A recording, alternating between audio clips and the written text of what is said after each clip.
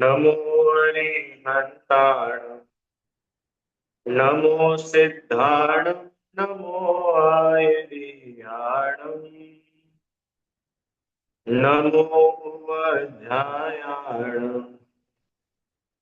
नमो लोये सवसाहुण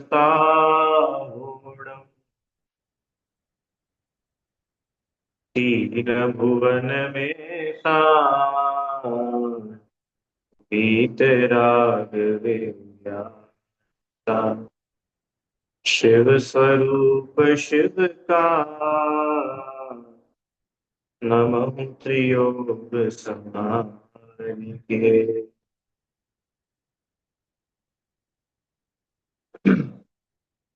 पंडित दौलत राम जी द्वारा रचित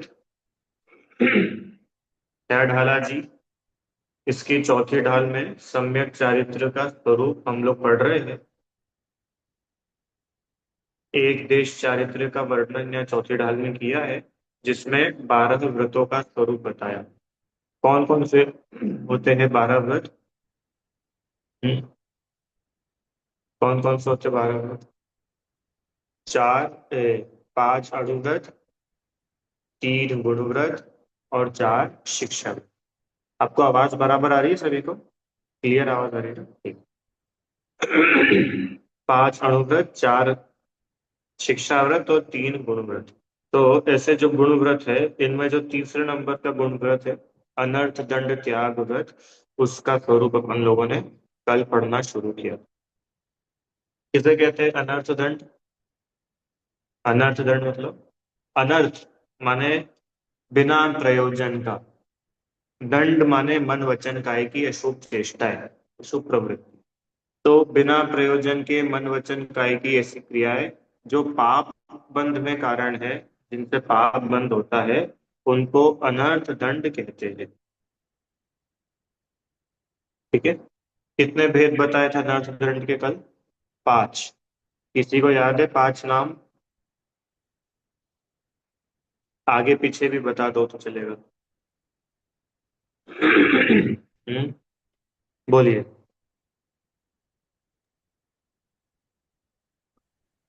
अपध्यान, हम्म। पापोपदेश, और आलस के कारण की जाने वाली चर्या, मतलब हाँ प्रमादचर्या, हाँ और हिंसा वाले हिंसा दान, हाँ। और एक कुछ बुरा सुनना तो हम्म। ऐसा कुछ है। दुष्कृति।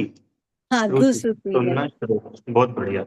बुरा सुनना मतलब कि ऐसी बातें सुनना कहना जिनका कोई प्रयोजन नहीं है। सबसे लास्ट वाला पढ़ा था ना अपन ने। बहुत बढ़िया। तो आइए अब आज जो पहले नंबर का अनर्थ दंड है, अपध्यान, उस अपध्यान को थोड़ा सा डिटेल में पढ़ते हैं। क्या था अपध्यान? ताऊ की धन हानि, किसी जय हार न चिंते। ये अपध्यान त्याग की बात हुई।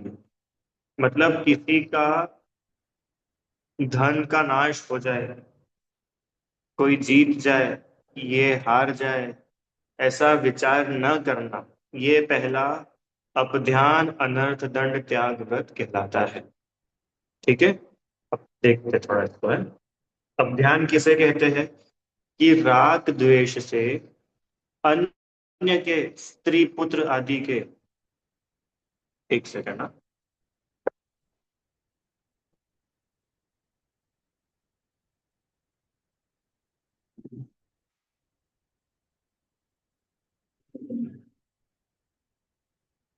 चलो भाई। राग द्वेष से अन्य के स्त्री पुत्र आदि, इनके अथवा वध बंधन हानि आदि का मन से खोटा विचार करना। जैसे दूसरे की हार जीत का, धन हानि का, पड़ोसी का बुरा करने का, इत्यादि, ये जो विचार है, ये अपध्यान कहलाते हैं। देखो इसमें पहली बात ही वहां पे लिख दी, राग द्वेष से। क्यों? कि भाई किसी के बारे में बुरा सोचेंगे तो वो राग द्वेष वश ही होगा। प्रश्न, कि भैया किसी के बारे में बुरा सोचेंगे तो वो तो द्वेष की वजह से होगा, राग की वजह से थोड़ी होगा। क्यों? राग की वजह से तो अपन अच्छा सोचते हैं, द्वेष की वजह से बुरा सोचते हैं। बोल रहे नहीं, देखो, आपको जिससे राग हो, उसका अगर कोई बुरा करे तो उसका बुरा सोचते कि नहीं सोचते? आया समझ में? जैसे किसी से द्वेष है तो उसका तो बुरा सोचा ही डायरेक्टली। पर मान के चलो मैं हूं, मुझे अपने भाई से राग है, ठीक है, और मेरे भाई का किसी से झगड़ा हो जाए, किसी से लड़ाई हो जाए, तब जिससे मेरे भाई की लड़ाई हुई, तो मैं, मेरे से उसका कुछ भी नहीं हुआ, पर चूंकि मुझे अपने भाई से राग है, इसलिए जिससे झगड़ा हुआ उससे ऑटोमेटिक द्वेष हो गया, है ना? तो इसलिए यहां लिखा कि भाई राग द्वेष से अन्य के स्त्री पुत्र आदि के, अन्य के ही क्या, अन्य के तो खैर लिखे ही है, अपने भी हो, अरे कोई भी हो, किसी के बारे में भी बुरा खोटा विचार करना। हालांकि अपने स्त्री पुत्र आदि का तो इतना कोई जनरली नहीं करता है, इसलिए यहाँ लिखा है कि भाई किसी दूसरे के, होता है ना भाई, अपना बच्चा हो और उसकी कंपटीशन का ही कोई दूसरा बच्चा भी हो, तो अपने बच्चे से हमें राग है, तो ये खोटा विचार करना कि वो, ये बच्चा सेकंड आए और मेरा बच्चा फर्स्ट आए। हम्म? रेस हो, रेसिंग हो, कंपटीशन हो, कोई भी चीज हो, तो उसमें मेरा बच्चा पहले नंबर पर आए, ये हार जाए, कैसे भी करके ये हार जाए, हम जीत जाए, ये जो भाव है, ये जो खोटा विकल्प है, ये अपध्यान। क्यों अपध्यान है? कि हम अननेसेसरीली किसी के बारे में बुरा सोच रहे हैं। प्रश्न कि भैया इसमें अननेसेसरीली क्या हुआ, क्यों? प्रश्न आया समझ में? कि भाई हम, मेरा बेटा जीत जाए, मैं ऐसा मानूं, मैं ऐसा सोचूं, तो इसमें मैंने गलत क्या किया? कि सुनो, मेरा बेटा जीत जाए वहां तक तो हम फिर भी मान लेंगे, कोई दिक्कत नहीं, पर वो हार जाए जिससे मेरा बेटा जीत जाए, आया समझ में? अब ये खोटा विचार। अब ये बिना प्रयोजन का है, कि भैया बिना प्रयोजन का क्यों है? बिना प्रयोजन का इसलिए है क्योंकि तुम्हारे सोचने से कोई जीत हार नहीं होती है, इसलिए ये बिना प्रयोजन का है। हाँ, अगर मेरे चाहने से कोई जीत जाए, मेरे चाहने से कोई हार जाए, तो हम बोल सकते हैं कि ये तो भाई प्रयोजन भूत है, जो भी आप बोल रहे सोच रहे। आ रहा है क्या समझ में? पर मेरे चाहने से तो कुछ हो ही नहीं रहा है। सही बताइए, अपने चाहने से कुछ होता है क्या? और अगर अपने चाहने से ही वो फर्स्ट आ जाए और अपने चाहने से दूसरा वाला सेकंड थर्ड आ जाए, तो फिर अपने चाहने से ही सब कुछ हो गया, उनकी मेहनत का क्या होगा? उनके पुण्य पाप के उदय का क्या होगा?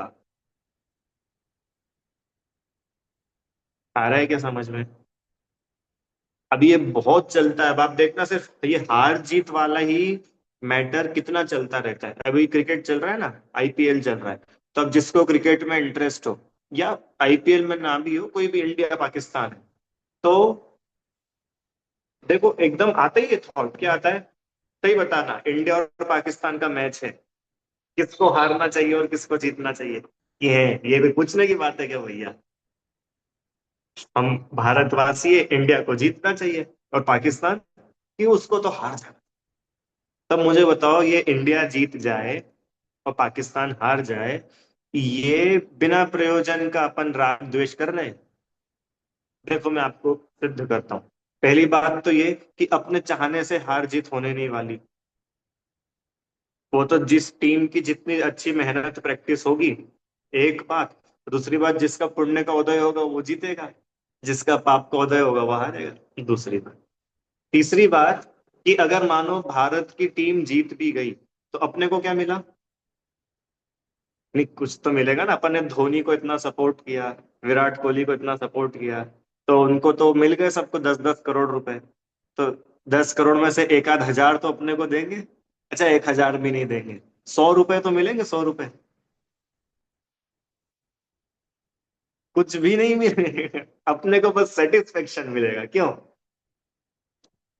वो जीता तो उसके जीतने पर उसको लाभ हुआ, अपने को क्या लाभ हुआ? अगर अपन बाहरी दृष्टिकोण से भी देखे तो वो टीम जीती तो उनको लाभ हुआ, ये टीम हारी तो उसको नुकसान हुआ। किसी के जीतने हारने से अपने को क्या नुकसान और क्या फायदा? थोड़ा सा अपन गंभीरता से विचार करें तो पता चलेगा कि भाई अपना तो कुछ प्रयोजन ही नहीं था। अरे लोग कितना कितना कर लेते, आजकल तो नहीं होता क्योंकि अब आजकल तो टीवियां महंगी आती है ना, पहले सस्ती आती थी। तो अगर पाकिस्तान जीत जाए या भारत हार जाए तो देखो भैया टीवियां फूट जाती है। होता था कि नहीं पहले? लोग टीवियां फोड़ देते थे, जला देते थे, पता नहीं क्या। अब ये सब अप्रयोजन भूत, फोकट के पाप। हाँ, यहाँ तो सिर्फ अपध्यान में सिर्फ सोचने की बात है। ऐसा विचार, खोटा विचार मन में करना, ये जीत जाए और ये खोटे विचार से ही बाकी सब चीजें जन्म लेती हैं। मन में कोई विकल्प होगा, वो वचनों में आएगा और काया में दिखेगा। इसलिए वो आचार्य देव ने तो सबसे पहले ही बात बोली कि भाई तुम मन में ही बुरा सोचो मत। बुरा सोचोगे नहीं, बुरा कहोगे नहीं, बुरा करोगे नहीं। आया समझ में? मतलब पहले लेवल पर ही उन्होंने फुल स्टॉप लगा दिया कि भैया बुरा सोचना नहीं। गांधी जी के 3 मंदिर है ना, 3 मंदिर वो अच्छे, उन्होंने बहुत अच्छे बनाए वो तीनों मंदिर। ना बुरा बोलो, ना बुरा देखो, ना बुरा सुनो। क्यों? कि भाई अपने बुरा चाहने से, अपना बुरा बोलने से किसी का बुरा नहीं होगा। सच्ची में किसी का भी भला या बुरा उसके पुण्य पाप के उदय के बिना कोई नहीं कर सकता। भगवान नहीं कर सकते, इंद्र नहीं कर सकता। आपको पता है सौधर में, इंद्र में कितनी ताकत होती है? कितनी ताकत होती है? कितनी ताकत होती है? इतनी ताकत होती है कि वो पूरा का पूरा जम्बू द्वीप पलट दे। अभी जम्बू द्वीप पर उस दिन पढ़ा था ना, ढाई द्वीप वाली जो बात की थी दिग्व्रत में। तो जो 1 लाख योजन विस्तार वाला जम्बू द्वीप, इतना बड़ा जम्बू द्वीप पूरा का पूरा पलट दे, इतनी ताकत होती है। तो भैया एक पलटता क्यों नहीं है वो? अरे वो तो उसकी ताकत बताने के लिए बोला कि इतनी उसके अंदर शक्ति है कि पूरे जम्बू द्वीप पलट दे।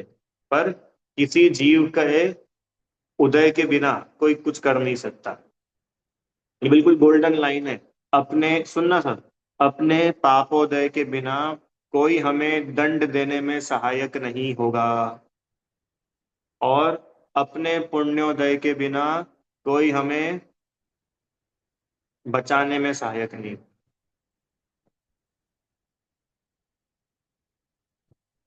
ठीक है? तो इसलिए किसी का बुरा हो जाए अथवा किसी का भला हो जाए, ये विचार ही झूठा है।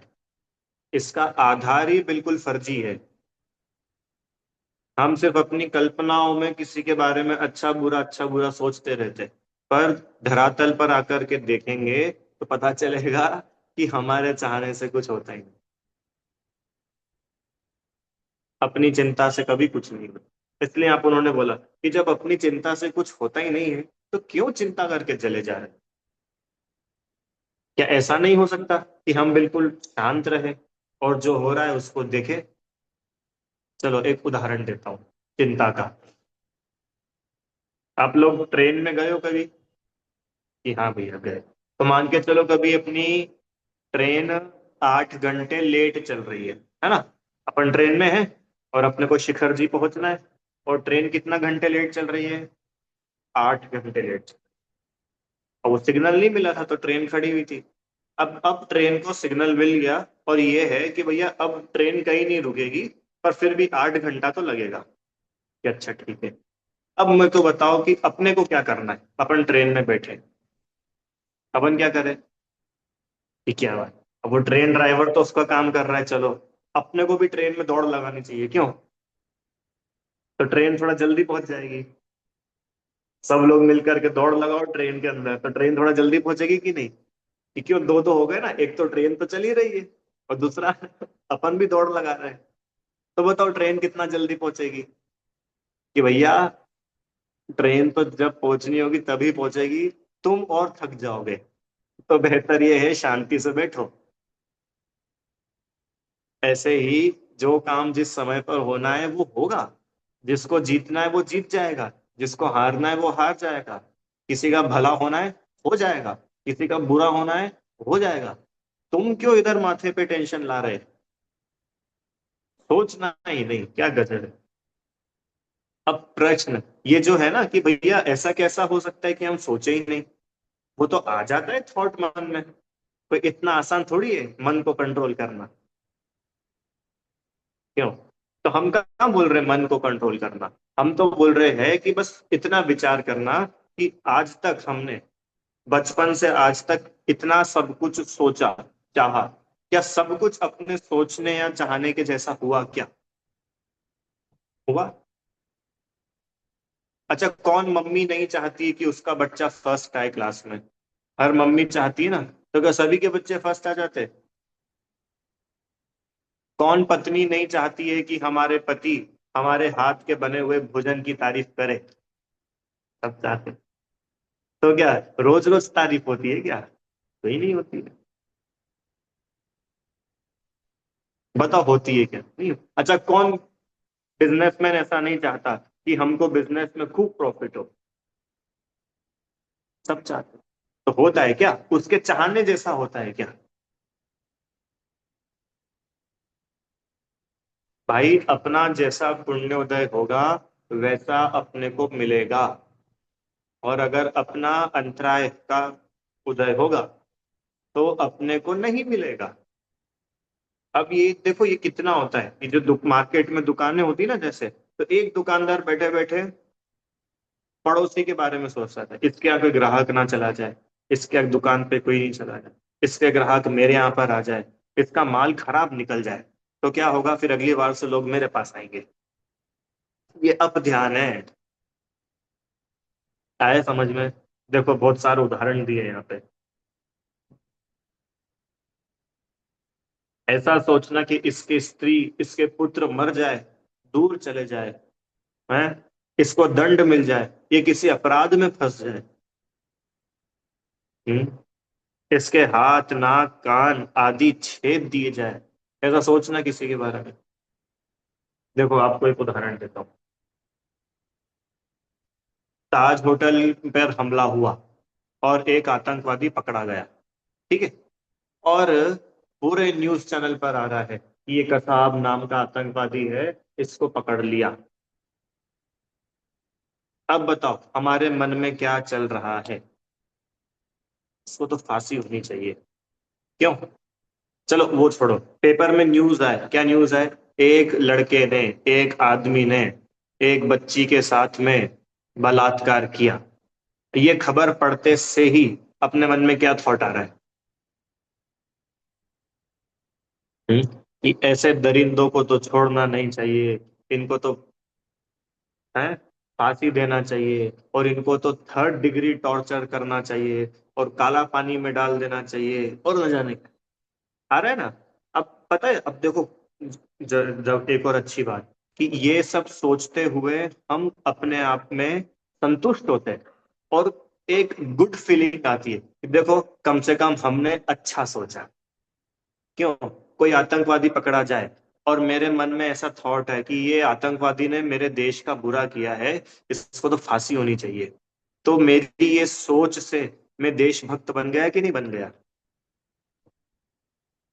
वो लड़की के साथ में किसी ने बलात्कार किया, और उस बलात्कारी के लिए मेरे मन में खूब मेरा खून खौल रहा है। क्यों? तो बताओ मैं उस लड़की के लिए सहानुभूति कर दे रहा हूं कि नहीं दे रहा? दे रहे। अब क्या लग रहा है अपने को कि भैया अच्छी, इसमें बुरा क्या है? किसी ने गलत किया और उसके बारे में मैं बुरा नहीं सोचूं, तो इसमें क्या वो है? अरे बात आ रही कि नहीं समझ में आपको? ये तो नॉर्मल है ना, अरे ये तो होना ही चाहिए। उल्टा कोई नहीं करे तो उसको बोलेंगे कि भैया तुम कैसे हो यार। और उदाहरण देते, क्यों घर में कोई शांत हो जाए, कोई गुजर जाए, मानो मैं हूं, मेरे घर में कोई की डेथ हो जाए, और मैं ना रो, मैं ना रो, तो बाकी लोगों की क्या ड्यूटी बन जाएगी कि भैया इसको भी तो रोना तो चाहिए कम से कम। इनको तो बताओ, इनके घर वाले चले गए और कोई गम ही नहीं है, कैसे पत्थर दिल है। और न जाने के मतलब कोई व्यक्ति नहीं रो रहा है, वो डिप्रेस सदमे में चला गया, उसकी नहीं बात कर रहे। कोई नॉर्मल है और वो नहीं रो रहा है, तो नहीं रो रहा है तो उसको रोना जरूरी है क्या, प्रश्न। पर नहीं, हमारे लिए तो यही नॉर्मल है क्या, कि कोई मर जाए तो रो। क्यों? लड़की की विदाई हो रही हो और मां नहीं रोए, तो बताओ परिवार वाले क्या बोलेंगे। कितने लोग तो दिखाने के लिए रोते कि पता नहीं कोई क्या बोलेगा, कोई क्या सोचेगा।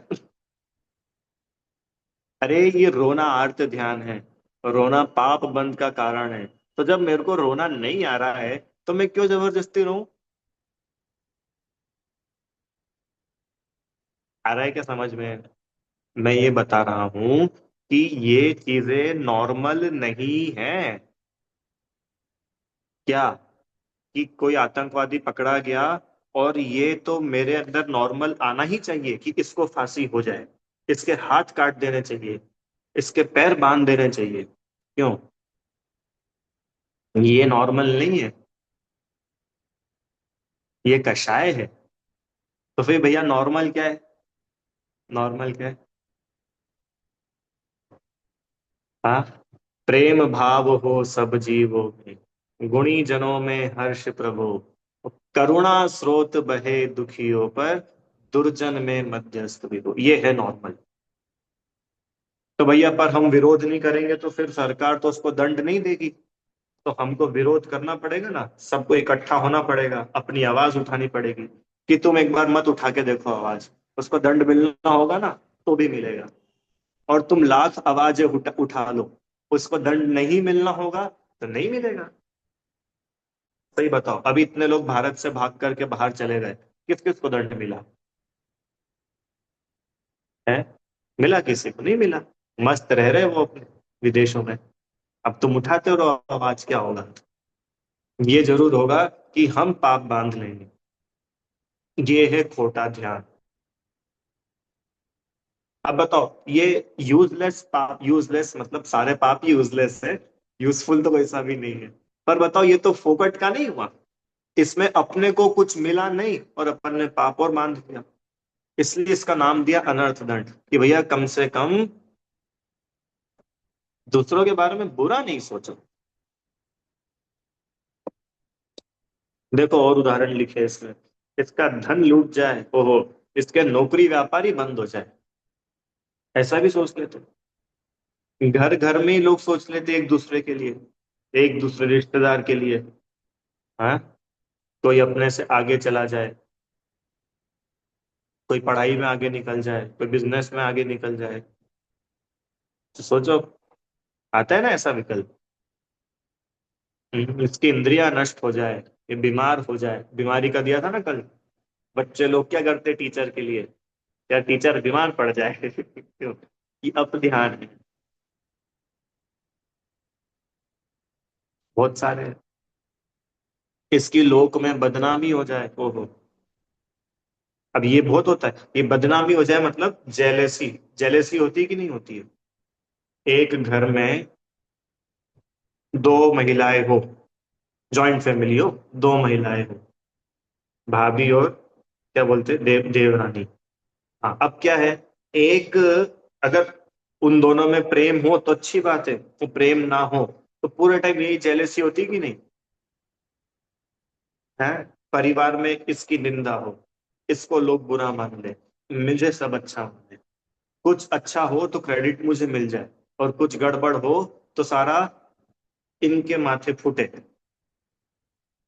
है, ये अब ध्यान है।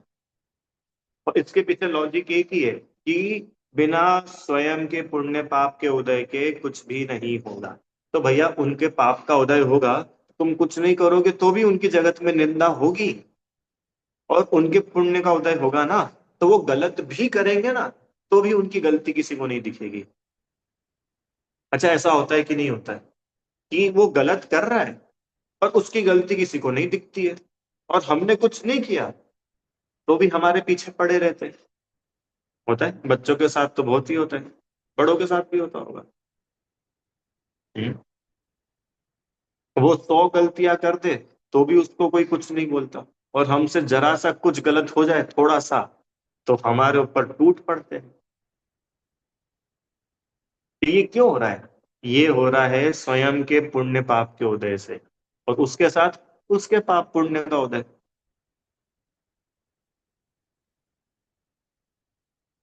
इसका दिमाग खराब हो जाए, इसको देश निकाला हो जाए, हाँ? कि परीक्षा में फेल हो जाए, पराई स्त्री को ताकना, पराया धन चाहना, ये भी छोटा ध्यान है। हम्म?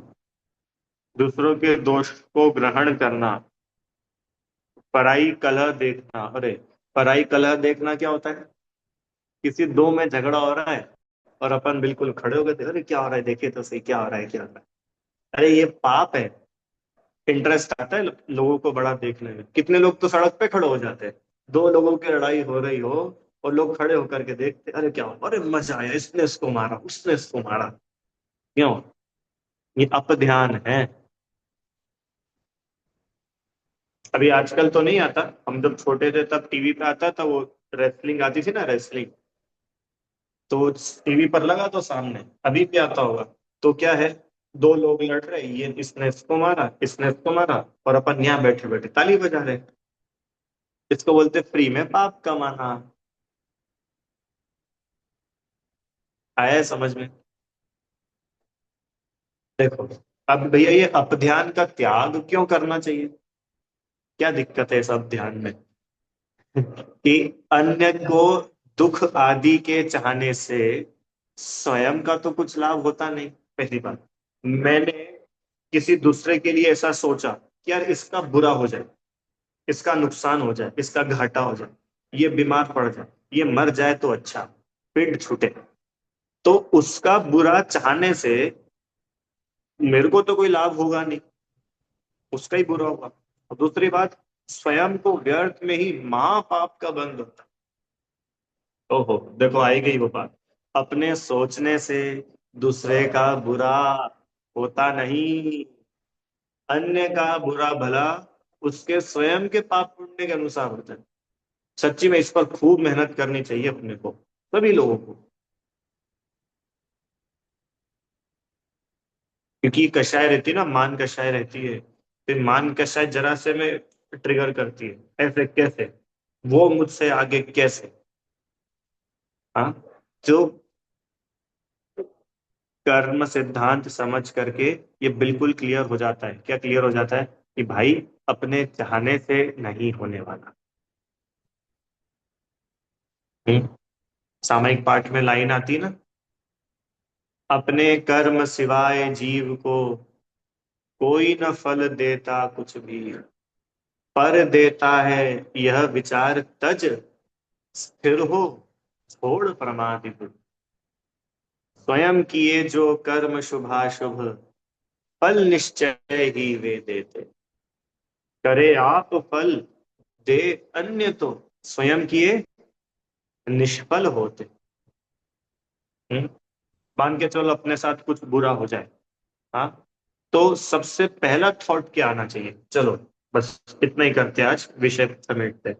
बोलो, मेरे साथ कुछ बुरा हो जाए, ठीक है, कुछ भी, क्या बुरा हुआ, कुछ एग्जाम्पल ले ले। आ, हाँ,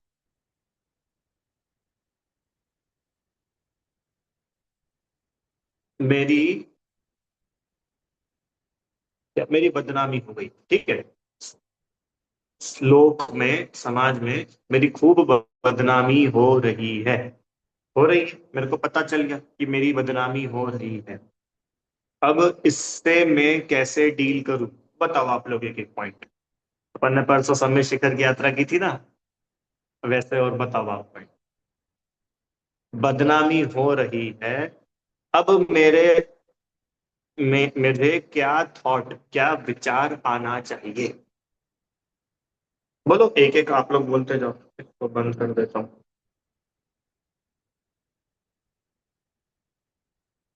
सरल है, कठिन नहीं है इसमें कुछ। बोलो किसे बोलना है पहले।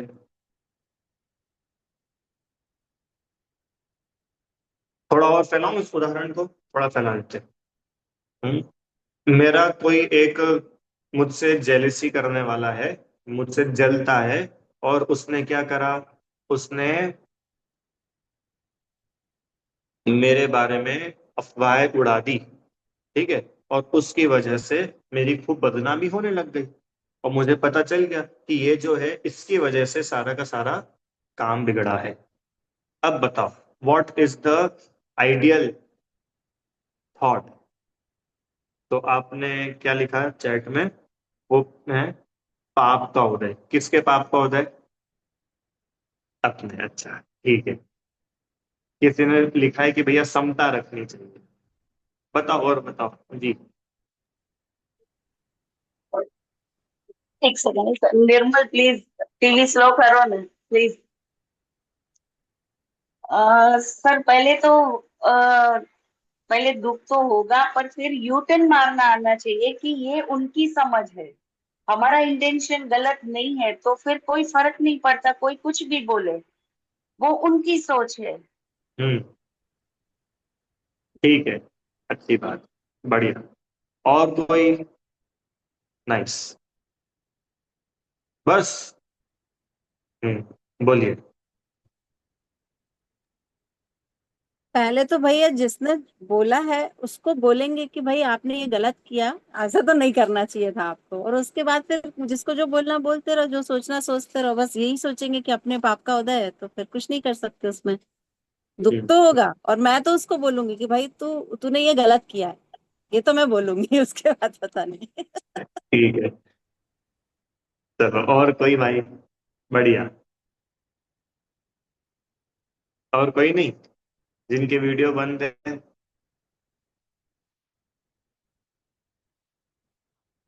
नहीं। चलो सुनो। ठीक है, तो आपने बोला एक ने कि भैया पाप का उदय, किसी ने बोला कि भैया समता रखनी। हम्म। उसने, और आपने क्या बोला कि हाँ तुमको ऐसा नहीं करना चाहिए। ठीक। देखो, इसका आपको पूरा उत्तर देते हैं। सबसे पहला तो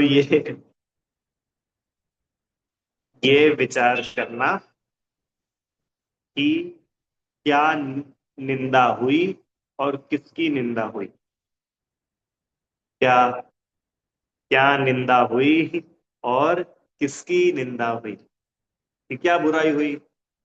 क्या बुराई हुई कि कोई बोल रहा था कि तुम बहुत गंदे तरीके से खाना खाते हो। ठीक है, बहुत खराब तरीके से खाना खाते हो तुम, ऐसा करके उसने हमारी बहुत इंसल्ट करी, और लोगों को पता नहीं क्या क्या बता दिया उसने। ठीक है, ये बुराई हुई कि यहाँ हुई। प्रश्न, किसकी हुई? किसकी हुई? तुम बहुत गंदा खाना बनाते हो, बहुत ही खराब। अच्छा, किसकी हुई? अरे आप लोग को समझ आ रहा है कि नहीं? अब कोई सा भी ले लेना कि किसी ने अपने साथ में कुछ भी बुरा किया।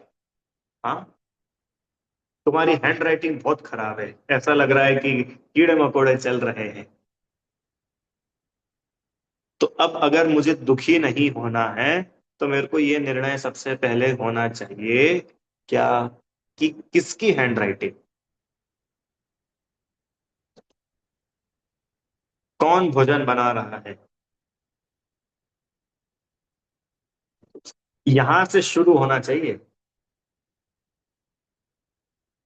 आ रहा है समझ में? तो क्या जब, बिल्कुल इतना छोटा सा आंसर है कि जब हम इतना सा भी अगर विचार करेंगे ना, क्या, कि कौन का हुआ, किसका हुआ, तो पता चलेगा कि मेरा तो हुआ ही नहीं। हम्म, अरे यार ये बहुत काला है, अरे यार ये तो बहुत ही ऐसा है, अरे ये तो बहुत तोतला है, कोई भी कुछ भी ऐसा बोल दे, हंसी उड़ाए, कुछ भी करे। तो ये अपना पहला, क्या, मैं काला नहीं, मैं तोतला नहीं, मैं हुई नहीं ऐसा। जिसकी ये बुराई कर रहे हैं वो मैं हुई नहीं। और नहीं, और ये खुद को समझाने के लिए नहीं, ये तो फैक्ट है ना।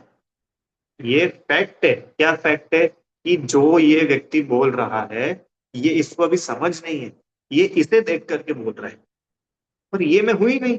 तो जब मैं ये हुई नहीं तो फिर मैं क्यों अपध्यान करूं, मैं क्यों खोटा सोचूं, मैं क्यों बुरा सोचूं। एक, ठीक है, ये हो गया अपना द्रव्यानुयोग से उत्तर। चारों अनुयोग से देखना। आइए कर्णानुयोग, जो आप लोगों में से सबने दिए थे कि भाई हमारे पाप के उदय के बिना कोई हमारा बुरा नहीं कर सकता। एक, दूसरा, हमने पहले किसी के बारे में बुरा बोला था तो उसका फल हमको मिल रहा है। दो, ये हो गया कर्णानुयोग। तब चरणानुयोग क्या बोलेगा कि अब हम कभी किसी के बारे में बुरा नहीं बोलेंगे, हम सबसे मीठा मीठा बोलेंगे, सबसे अच्छा अच्छा बोलेंगे, सबसे प्रेम से बोलेंगे। चरणानुयोग। आओ प्रथमानुयोग देखो कि अरे कैसे कैसे पुराण पुरुष हुए, महासती हुई, उनकी तो कितनी निंदा हुई, अंजना के ऊपर उनकी मम्मी ने आरोप लगा करके जंगल में छोड़ा दिया, सीता जी के ऊपर इतना बड़ा आरोप लगाया। और सीता जी तो द्रवित नहीं हुई, सीता जी विचलित नहीं हुई। तो हमको सीता जी को से सीखना चाहिए है। ये चारों अनुयोग से बैलेंस जब उत्तर आएगा तो हमको, अब आपने जो लिखा था ना समता, तब समता आएगी। अकेला मतलब अकेला यही नहीं बताया कि मैं तो आत्मा, अरे मैं आत्मा हूं वो तो है ही, वो तो फैक्ट है ही, पर बाहर में भी कर्म के उदय को देखो। हमने बुरा किया था वो देखो, अब किसी के साथ हम ऐसा नहीं करेंगे, और जिसके साथ ऐसा हुआ उसने ऐसी सिचुएशन में क्या किया वो देखो। तो हम अपध्यान से बच पाएंगे। आया समझ में? अभी ये एक ही उदाहरण लिया, अब सारे उदाहरण लगा लेना। क्योंकि अपध्यान अपन उसी केस में करते हैं ना, जब हमारे साथ कोई बुरा करते तो हम रिटर्न में उसके बारे में बुरा सोचते। तो ये अपने को क्लियर हो क्या कि मेरा बुरा हुआ ही नहीं, सच में। अब देखो, अपने अंदर भी जैसे मैं आप लोगों को बोलूं कि मेरी तारीफ करो, बुराई तो नहीं, चलो तारीफ करो, बोलो भैया मेरी तारीफ में एक एक वाक्य बोलो, तो क्या बोल लोगे आप ज्यादा से ज्यादा? कि भैया आप बहुत अच्छा पढ़ाते हो, हैं आप ऐसे हो, आप वैसे हो। तो ये जितना भी आप बोल रहे हैं ये सब आत्मा के बाहर बता रहे हैं। ये मेरी तारीफ है ही नहीं। आ रहा है क्या समझ में आपको? थोड़ा सा डिटेल है इसमें, बहुत डिटेल में तो नहीं जाएंगे, पर ये जितना भी है ना ये सब औदैहिक भाव है। औदैहिक भाव है, कर्म के उदय से होने वाले भाव है, इनमें कोई दम नहीं है। अभी कर्म का उदय खत्म होगा ना, ये सब खसक जाएंगे।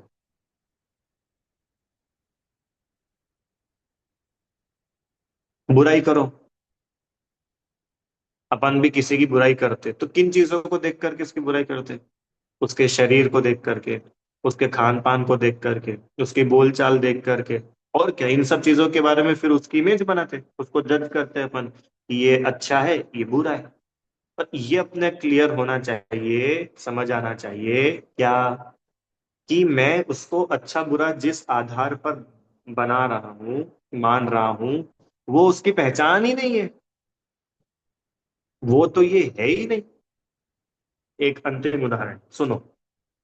यार हमको ना ये लड़का बिल्कुल पसंद नहीं है। क्यों पसंद नहीं है? जब देखो तब ये बहुत गुस्सा करता रहता है, ये इतना गुस्सा करता है, हमको तो ऐसे लोग बिल्कुल पसंद नहीं। ठीक है, अब देखो, वो गुस्सा करता है इसलिए वो मुझे पसंद नहीं है। तो वो जो क्रोध कषाय है, वो जो गुस्सा है, वो गुस्सा वो जीव नहीं है, गुस्सा औदैहिक भाव है। सबको जीव देखेंगे तो असली वात्सल्य आएगा, असली समता आएगी। जीव देखेंगे मतलब ओनली जीव, पर परत हटा दो बाहर की।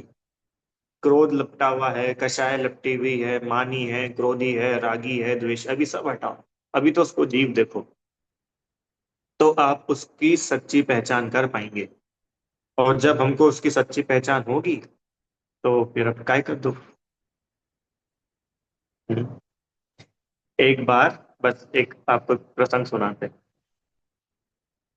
एक बार पंडित जी के पास में कोई आए और उन्होंने बोला कि पंडित जी हमको आपकी फोटो खींचनी है। कि अच्छा हमारी फोटो खींच सकते हो तुम? कि हाँ ये हमारे पास कैमरा है, इससे हम आपकी फोटो खींच। बोले लो खींचो, और ध्यान रखना हमारी फोटो खींचना। कि हाँ आप भी। अरे नहीं, इसकी नहीं, हमारी फोटो खींचना। तो बताओ, फोटो भैया फोटो अच्छी नहीं आई तो किसकी अच्छी नहीं आई? इसकी अच्छी नहीं आई। अरे मेरी फोटो पे तो इतने लाइक आ गए। तो लाइक आए हैं, वो काहे पे आए हैं? इस पे आए, तत्वाभ्यास। समझ में आ रहा है क्या? ये अपने को अगर क्लियर होगा तो अपन इन फिजूल के पापों से बच पाएंगे। और नहीं तो ये, क्योंकि ऐसे प्रसंग तो हर दूसरे मिनट पे अपने जीवन में आएंगे। इसने ऐसा बोला, इसने ऐसा करा, उसने ऐसा क्यों करा, मैंने तो उसके साथ हमेशा अच्छा किया, मेरे साथ ही क्यों बुरा होता है। सब चलता रहेगा। तो ये चारों अनुयोग से जब हम उसका देखेंगे, जिनवाणी की छत्र छाया में आ करके, तो अपने को फिर पता चलेगा कि यार अपन ही गलत सोचे। अपन जितना आगे जा रहे हैं उतना तो कुछ है ही नहीं। ठीक है। और फिर भी आपका मन हो उसको बोलने का कि तूने ऐसा क्यों बोला। तो पहले इतना विचार कर लेना। फिर भी आपका मन रह जाए थोड़ा बहुत तो प्यार से जाके बोलना। झगड़ना मत। ठीक है। चलो, कुछ बोलना है भाई किसी को? हाँ बोलिए। भैया, ये जो राग द्वेष के ये अनर्थ दंड वाले जो दोष हैं, देखिए अपन अनंतानुबंधी तो नहीं करेंगे, जैसे इतना कसा है तो अपन नहीं करते किसी से भी, ठीक है। अब क्योंकि अपन तो सिर्फ अपने तो दो कसाय चौकड़ी वाले ही है ना, अभी अपना तो वो अपन तो समझ लो मिथ्यात्व वाले ही है ना। तो थोड़ा कम ही पाप लगेगा ना अगर अपन प्रत्येक कसाय में। नहीं देखो, पाप जो भाई वो लगता है तो ना, भूमि का अनुसार तो आएगी ना वो कसाय। हाँ भूमि का आएगी ना। तो अनुसार तो आएगी देखो, ना हमारे को। भूमि का अनुसार कषाय आएगी। अब क्या करें? कषाय करते रहे कि अपनी भूमिका बढ़ाए? नहीं, भूमिका तो बढ़ाएंगे। वो तो बस यही उसका उपाय है। मतलब आए बिना तो नहीं रहेगा, क्योंकि सुनते देखो, सुनते सुनते तो फिर कभी ना कभी वो बोलते हैं ना, सब्र का बंध टूट ही जाता है, बड़ा सा। नहीं देखो, आए बिना वो नहीं रहेगा किस केस में? देखो वो आ रही है, वो तो कोई भी कषाय हो, चाहे अनंतानुबंधी हो या कोई भी हो, वो कषाय हम्म। का आना ये बता रहा है कि अभी अपन यहाँ खड़े हैं। राइट। हम्म। तो वो खड़े हैं यहाँ पर, वो कषाय हमारी है, तो अब व्हाट नेक्स्ट? कि अब हमको ये तो होना चाहिए ना कि अपने को अपनी समझ आ गई कि यार अपन यहाँ खड़े हैं। अब क्या करना है? यहाँ से ऊपर चलना है। तो वो ऊपर कैसे जाए उसका ही पूरा तरीका बताया है आपकी। कषाय तो आएगी। देखो, श्रद्धा, आपको मालूम है सिद्ध भगवान की श्रद्धा में, सुनना, सिद्ध भगवान की श्रद्धा में और एक सम्यक दृष्टि जीव की श्रद्धा, कुछ भी अंतर नहीं है। दोनों की श्रद्धा एक जैसी है। मैं जीव हूं, ये मैं नहीं हूं। ये जो श्रद्धा अरिहंत सिद्ध भगवान को है ना, बिल्कुल वैसी ही श्रद्धा एक गृहस्थ सम्यक दृष्टि के है। दोनों समान है। हम्म। फिर अंतर क्या है? कि वो चारित्र, चारित्र गुण भी है ना, तो श्रद्धा गुण की तो पूरी निर्मलता है, और चारित्र गुण की अभी आंशिक शुद्धि है। अभी सिर्फ अनंतानुबंधी ही गई है। तो अभी तीन कषाय बची है। तो तीन कषाय रिलेटेड उसके कषाय आएगी। वो चिल्लाएगा, गुस्सा भी करेगा, सब करेगा, पर उसको अंदर में ये श्रद्धा होगी, ये मैं नहीं हूं। और नहीं। ये जो गुस्सा आता भी है, ये मेरी शोभा नहीं है। तो ज्यो ज्यो आत्मलीनता, आत्म स्थिरता बढ़ती है, त्यों त्यों ये अनंत अप्रत्याख्यान प्रत्याख्यान संज्वलन ये मिटती जाती है। समझ में आया?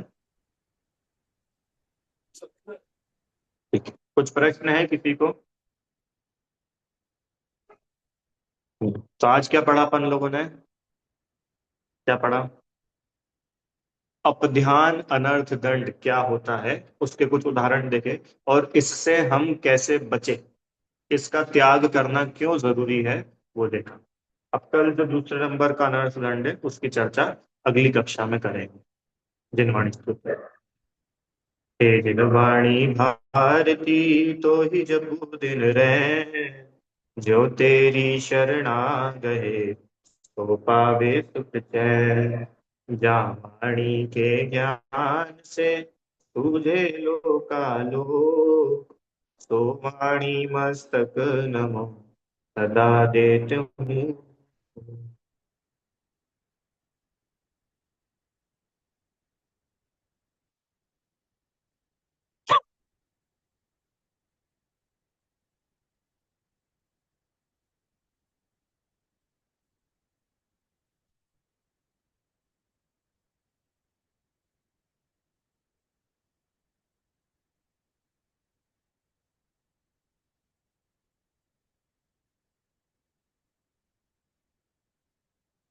जय बोले द्वादशांग में जिनवाणी माता की जय हो। महान जैन धर्म की जय।